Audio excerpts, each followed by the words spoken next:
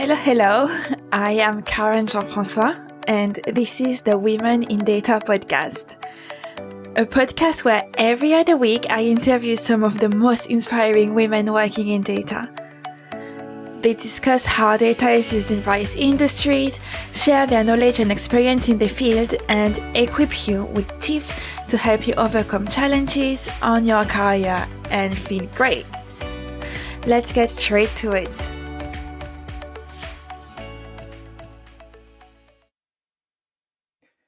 Hi, Karen. Hi, Cecilia. Hi, everyone. So this is our very last episode of the year. Can you believe it? We are already in December. This is all coming up, all Christmas preparations coming up. This is absolutely mad. I cannot believe how quick the year went. But before we get into the thick of the subject today, tell me, Karen, where are you actually spending Christmas this year? Oh, I'm spending Christmas in Italy. Oh, lovely. Oh, the panettone you can eat. Yeah, I think we're more Pandoro type of people. Okay, fine. Yeah, I don't know if you know, but there is a war between Italians with who eats panettone and who eats Pandoro. And one day I said, oh, panettone, and then all hell broke loose. So I'm like, I'm Team Pandoro now, just to stay on the safe side. Yeah, no, I wasn't aware of that, but I can understand it. Yes. Yeah, so spending Christmas in Italy with my partner's family. My sister is very upset. So one of my sisters is in Paris. And she was like, oh, you are abandoning me for Christmas. And I was like, I didn't know you were doing Christmas in Paris. I thought you were going to be somewhere else. So yeah, how about you?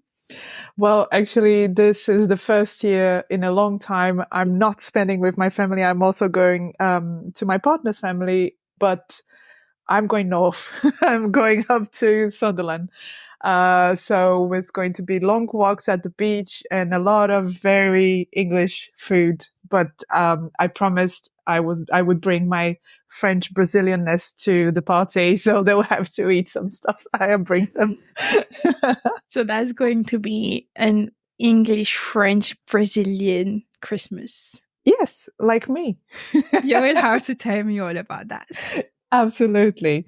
But coming back to what we are discussing today, I'm actually very excited. So obviously the year is coming to an end, and we wanted to take this opportunity to reflect back on everything that happened in 2023, the mistakes and challenges we learned from, celebrate achievements, and, start 2024 with strong foundations.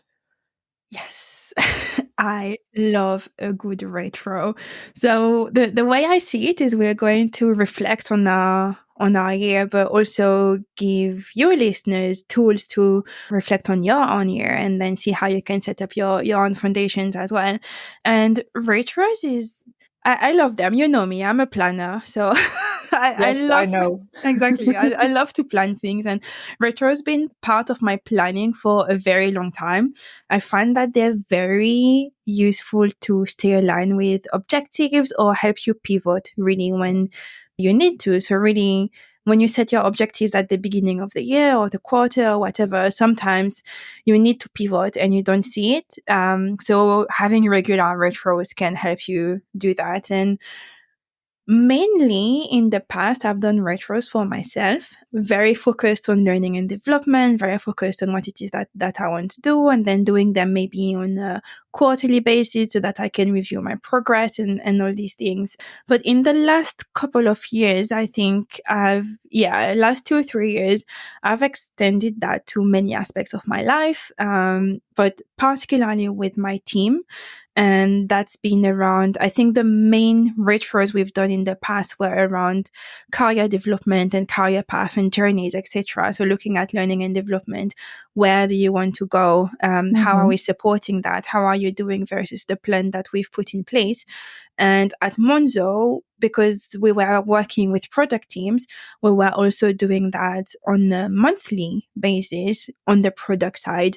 So now it's been, I guess, much more present in my life than it was before. But yeah, exciting. That is very exciting. Now, I have to make a confession. I've actually never done one. So Karen, you're going to pop the cherry and make my first retro ever.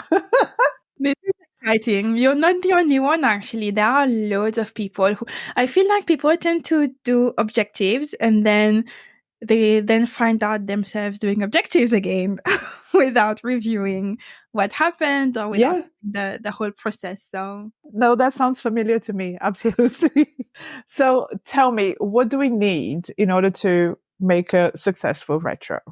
a structure. Good start. Yeah. So to me, there are a few things. So you need a structure and you need to remember to do them regularly. I mean, if you do a retro, okay, I get it. We're doing it now at the end of the year because it's the end of the year and then it's the best moment to do it. But if you just do a retro just once a year, it's not going to be very useful because, as I said, you need to be able to follow your process throughout the year. So we can, I guess, depending on what it is and what you want to do, I find that quarterly or every other month is quite useful. So with my team, when it comes to learning and development, definitely every other month we're going to touch on it. When I do objectives for myself, I tend to do quarterly and just maybe do a quick touch halfway through the quarter if I have something that I need to reflect on. In terms of structure, yes, I was going to ask, what do we need in the structure then? many structures. There are so many structures out there and so many tools as well. Now that we're talking about the tools, I'm thinking I can't. Retrium is a good one. So that's quite a good tool to do retros for if you do it with different people. But for you, I guess just pen and paper or a laptop or something is quite. I mean, that's enough. Structures, I like goals versus goals and achievement based. So what were your goals and what have you achieved? You can have the start, stop, continue type of thing. So what it is that you want to start doing, what do you want to stop doing, what do you continue? I know that's one that Squiggly Carriers talks a lot about, which I love. You have the like, learned, lacked and longed for. So that's what you liked throughout the year, quarter, whatever, what you learned during that time, what you lacked. So what was missing and also what you longed for. So what it is that you really feel like you wish you had, and then you can go wild. Something I will always include in my retros is the learning part. So even if I don't do the like, learned, lacked and longed for structure, I'm always going to put a learn element into it. What do you say? Shall we try? I feel like start, stop, continue is the best one for me. Shall we try that one? Yeah, I do like it. Let's do it. Come on. All right. So what we're going to do is I would like us to start with the learned. As I said, I love to have learned included in that. So let's start with the learned and then do start, stop, and continue. Okay. So Cecilia, what did you learn this year? Oh my God, so much. No, but I've been reflecting about this as we were preparing this episode. And I think that in the beginning of the year, I thought that I needed a new work challenge. Now, the thing is also you need to understand where I'm coming from hospitality. You never stayed in a place for too long. You know, there's a lot of turnover in terms of staff. So sounds a bit like data. Yes. But I mean, probably.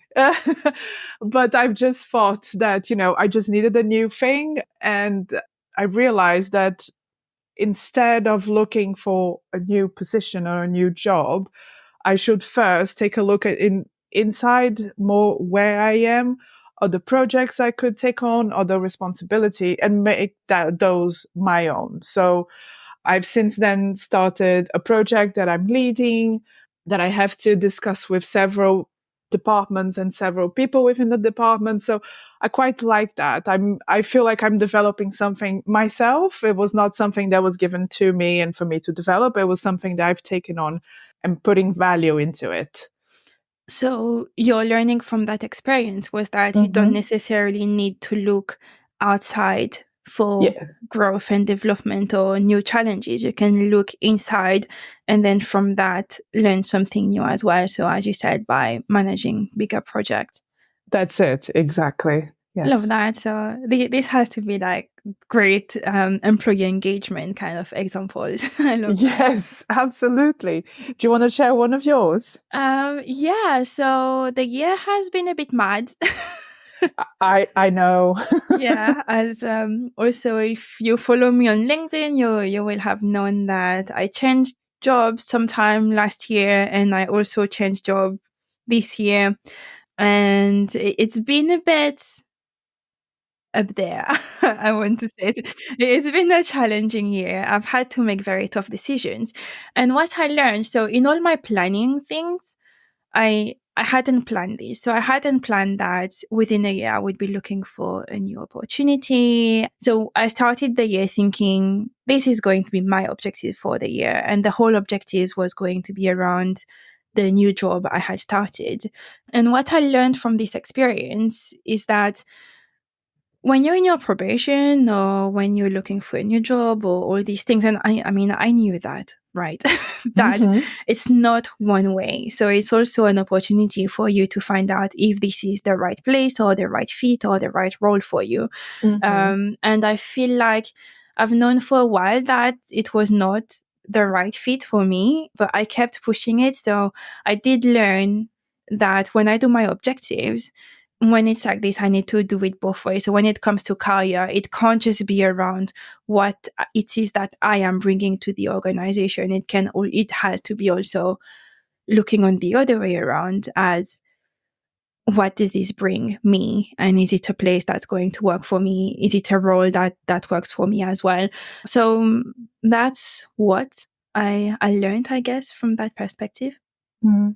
That's a good point. I mean, I think we forget that it's a two-way relationship. And to your point, I think it's very important that you don't forget, yes, you need to fit within the organization, but the organization needs to fit within you. And that is so important. And we forget. And that's when we get into a little silo and it's not good for anyone.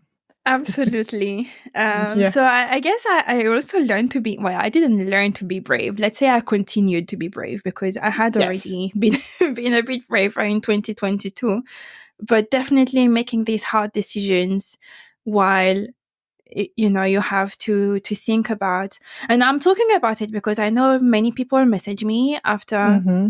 I said that I left saying, oh, I'm in the similar position, I've been in an organization less than a year, I would like to leave, but it's very hard. So, having all these internal narrative around, okay, I'm going to leave under a year and then people are going to think I'm unstable or something like that. Yeah. Um, Yeah. yeah. But I think also to that point, it also made me reflect to what I've learned, which is also I have such a lovely environment to work in, and some very supportive people, and a lot of opportunity to grow or to learn. So I think that's also why I was seeing you on the other side. I'm like, I don't know if I want to jeopardize this nice thing I have to a new objective, a new work objective. But things change. Who knows? Yeah. Yeah, and talking about this learning, there is something we learned together.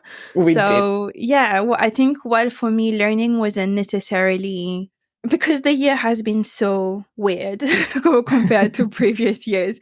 Learning was not very intentional, apart from this course that we've done together with Wendy Lynch. Yes. So that was quite cool. So I had a bit Hmm. of a small pockets of learning here and there, but then the Hmm. really intentional learning was when we learned about analytics translation, which was quite cool. Yeah, the course with Wendy was great. We learned loads, and I think it was really good that we did it together because we could bounce off each other. But now, what did we start doing this year? And I would like to start that one by simply, well, I started co-hosting a podcast, and that was great. I mean, I wasn't aware of the challenge it would be, but I love it. it was it kind of came naturally, right, that we said we were going to host a podcast together because you had Hmm. been part of the team for a while, and then I thought, well, why not? I feel like we have great energy, so yeah. Yeah, no, absolutely. I think I'm having a great time. It is challenging. It does require more time than anyone thinks, but I think it's so rewarding. Even the feedback I get from people that have listened to the podcast, it's great. I love it. Yeah, I find that podcasting is the best way to learn. It definitely pushed me to learn. What about you? What did you start doing this year? um, what did I start? So many things. So many things. I want to say that something I started towards the end of the year. So I'm a big fan of to-do list and planning, etc. And then Mm-hmm. something that I really started that I find made a really big difference is the not to-do list. uh, Excellent. Yes. Everybody's always telling me, "Oh, how do you do so much, Karen?" And then the answer is, "Well, every minute of my day is planned with something." So now I am removing things. So that's something I started. But I'm curious to hear about something that you want to start for next year. For next year, something I started doing this year was I did my. I feel like this year was a year of a lot of firsts, but I started doing career coaching Mm. sessions. Hi, Michelle. Thank you. And and that really, what we were discussing in the beginning, that really helped me see that I was actually in a place where I wanted to be, and that the challenges that I was looking for were not necessarily within my job, but could be outside too. So what I would like to start, or what I would like to continue next year, would be to have career coach consultations periodically. I'm not too sure how, when, where, but I want to fit that within my work and within my personal life. Yeah, that is Mhm. actually such an interesting thing. And career coaching, before it was accessible mainly for the execs, and then Mhm. I feel like in the last couple of years COVID definitely accelerated this thing, Oh God, yeah. the trend. Yeah, so they're way more affordable. I love a good coaching session. Yes. So what about you? What do you want to continue for next year? So what I want to continue is definitely looking after my prioritize physical and mental well-being. This has been on my list for a very long time, but I feel like, having had some time off, I really realized that I need it more than I thought. Mm-hmm. Yeah, so I had 2 months off between, when was that? So October, November, I was off the the 2 months, and I just felt so much better than I've felt in a long time. So I know that during the pandemic, I was very full on trying to do so many things with the podcast launching, the podcast growing, etc. I did a lot more self care because I needed it. I was not at a bad place, but my mental well-being was, I wasn't, let's say I had very low energy, Mm-hmm. and mentally I needed a bit of self-care, let's say. And having focused on that for 2 months, let's call it a month and a half, because you know me, the first 2 weeks I was crazy, being like, what it is that I can do during these 2 months that I'm not going to be working, and then realize I Yep. needed I needed a break. Took me 2 weeks to Yep. realize I needed a break. Yeah, I remember. So now, yes, I am fully convinced that, although I was convinced before, but now I am much more dedicated than ever to continue on that. So more yoga, more breaks outside, more walking, more meeting friends, and less time spent on the screen, because all of my life feels like it's spent on the screen.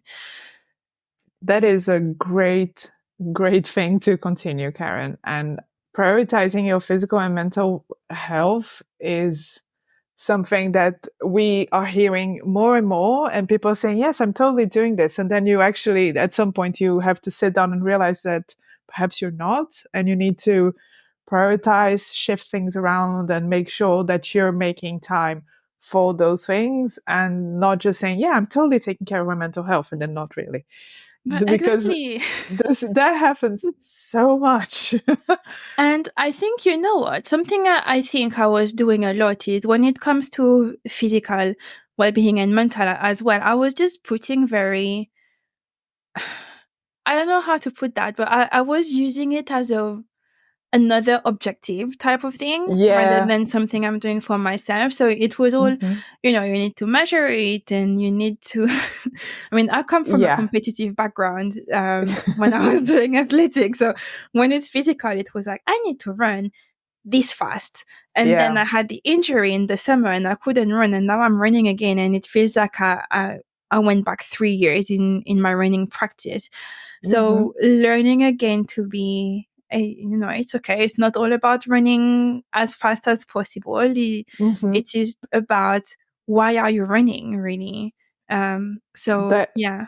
That's interesting because I actually thought about that not long ago. Same thing. It's about the present and not necessarily numbers and data. Maybe it's just our data head that just goes, I need to prove that this is working or that there is an evolution of some sort or some progress. We don't. It's just be on the moment. Exactly. So this is how it's going to be next year. Good. I like that one very much. In terms of what you want to stop. So I think I'm a person that is very hard on herself, and I keep thinking I'm not doing enough, or I am not. Oh, I need to. On the contrary of you are trying to cut down on the number of things to do. I am always trying to find something else, and I always need. And obviously, because it's me, I always need to be perfect from the first try. So I think I need to be a little bit more. It's okay. It's not going to be perfect on the first time. For example, I remember when I started doing the podcast and co-hosting the podcast with you, I remember thinking in the beginning, oh gosh, this is terrible. She can't speak properly. You But can it's, speak. I know, and now I know. But I think it's just perhaps it's a little bit of imposter syndrome or just not feeling, confident enough. But then, as we progress, I feel like I've started finding my space and my voice and how I can contribute and not just do a repetition of whatever is already done. So finding new ways of bringing different conversations in or adding to the conversation in a different way. So I think I'm getting there. So I'm trying to not be as hard on myself. So this is what I'm trying to do is just stop being so hard on yourself.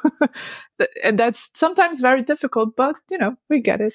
We'll get there. Yeah, I think it's a problem we all have at some point, right? So you mentioned Mm. imposter syndrome. There are studies that shows that I think it's 70% of us will experience the imposter syndrome at Hmm. least once. At least once is the is key here. It's not going Yeah. to happen just once. It's at least once. Yep. And if you want some reading on that, I highly recommend Secret Thoughts of Successful Women from Dr. Hmm. Valerie Young. It's a very big reading. So if you I don't know if you subscribe to Blinklist or something. I'm not advertising here. Uh, but I find that having the summarized version is quite cool. So Hmm. you can have the book and the summarized version. So then you can go deeper in the spaces where you're more interested in. And what she talks about is so she's done a lot of research around imposter syndrome, mainly around students, but then it's applicable to everyone, obviously. And Hmm. she describes 5 types of imposters. So you have the super woman who is the one who I'm going to get this wrong because obviously I am so not prepared to talk about this right now. So superwoman who is the one who is trying to be great at everything. So you need to be good Hmm. at every aspect of your life and that's what you were talking about, doing it right and all these things. Then you have the expert, and I feel like a lot of us in data have a bit of an expert imposter syndrome because we are meant to be subject matter experts in our field. Hmm. Yep. So the expert is the one that feels like they need to have the answer on this specific topic because they need to know about that. And sometimes you can't have all the knowledge in the world, so it's okay to say, well, I'm not sure right now. Let me come back to you later on that. Hmm. Then you have the natural genius. Sometimes I feel like the names she gave things is so extreme. Um, natural genius sounds so arrogant, but it's not that deep. So I know I'm an expert and a natural genius. So the natural genius is the one that has facilities to learn things. And then the day it takes a bit longer to learn something, all of a sudden they decide, I'm not good at this, I'm really rubbish, I can't do that. And then that's when it becomes all imposter Mm-hmm. syndrome and all these things. So I know I have that because earlier it was easy for me to pick up a few things. And then when you go in the deep, dark, technical side of our job, and Yeah. it gives you brain cramps. And then I go, ooh, this is not, I didn't get it the first time around. So that means I'm stupid. So this is how it is. So this is three. So we've got superwoman, expert, natural genius. I can't remember how this one is called, but it's the one that feels like if they haven't done everything by themselves, then they're not good enough. So Oh, the I one that see. struggles to ask for help. There Mm-hmm. was I think it's individualist. And the last one is the perfectionist. So these are Mm. the five. I find that identifying which one you are is quite helpful to overcome them. Yeah, I think I'm gonna have to go into this. I think also what we should do is we should share this with all the listeners, because I'm pretty sure that those who haven't yet will want to read this too. Yeah, it's a really good reading. It was Mm. written by uh, doctor slash PhD who does research. So it's heavy reading, which is why I recommended the summary. Right. But it was useful. It changed a lot of things for me. I think that's as a first retro. I think we dig quite deep in here. Yeah. So everybody knows our secret, what we want to do, what we want to stop doing, what we want to continue doing. So I really hope that this was useful to everyone, so Mm-hmm. that people could relate to some of the things we said, but also to remember the different structures we suggested. So we did, well, we tweaked it a bit. We did learn, start, continue, and stop. But there is like, learned, lacked, long for, and then the goals and achievement one. So if you try a retro, do send us a note, share a bit what it is that you've done and how you felt about it. Well, yeah, I'd love to read some other ones except for mine. Yes. All right. Well, Yeah. thank you everyone so much. Have a great Christmas, New Year's, all the celebrations, and we'll see you in the new year. Yeah, I mean, enjoy the what's left of December, and and enjoy the festive celebration, even if you don't necessarily celebrate. But I know that Mm-hmm. it's a quieter time, so sometimes it's good to have the break as well. See you in the new year. See you in the new year. Thank you for listening to the Women in Data podcast. We will be back in a couple of weeks with a new guest. Until then, if you have 2 minutes, it would be great if you could leave us a rating or a review, as it helps not only to make the podcast more visible, but also to enhance the content. If you don't want to miss the next episode, follow us on Apple Podcasts or Spotify. We are also on LinkedIn.